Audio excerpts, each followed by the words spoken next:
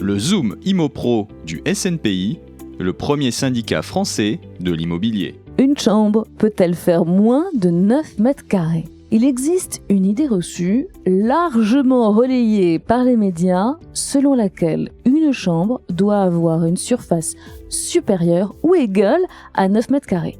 Or, aucun texte ne l'impose, il s'agit d'une idée fausse. Il y a confusion avec le décret de 2002 relatif à la décence qui prévoit que le logement dispose au moins d'une pièce principale ayant soit une surface habitable au moins égale à 9 mètres carrés et une hauteur de plafond au moins égale à 2,20 mètres, soit un volume habitable au moins égal à 20 mètres cubes. La surface de 9 mètres carrés concerne donc la pièce principale et non les autres pièces comme les chambres. Il convient toutefois de vérifier le règlement sanitaire départemental RSD qui peut contenir des dispositions concernant la surface des pièces.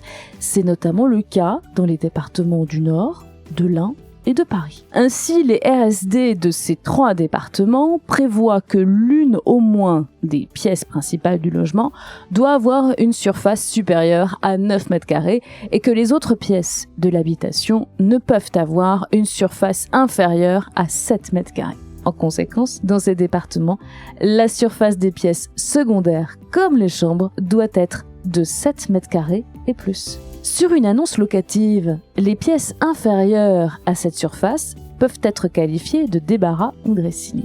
À noter que cette question ne se posera pas pour les logements neufs car, depuis le 1er septembre 2019, la surface et le volume habitable d'un logement doit être de 14 mètres carrés et de 33 mètres cubes au moins par habitant, 10 mètres carrés et 23 mètres cubes au moins par habitant supplémentaire au-delà du 4e habitant.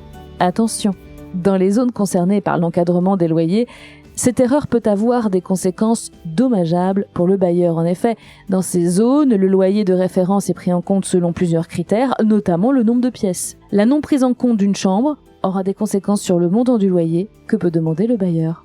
Ce podcast est à présent terminé. Très bonne journée à tous. Retrouvez tous nos Zooms ImoPro sur snpi.fr via votre accès adhérent.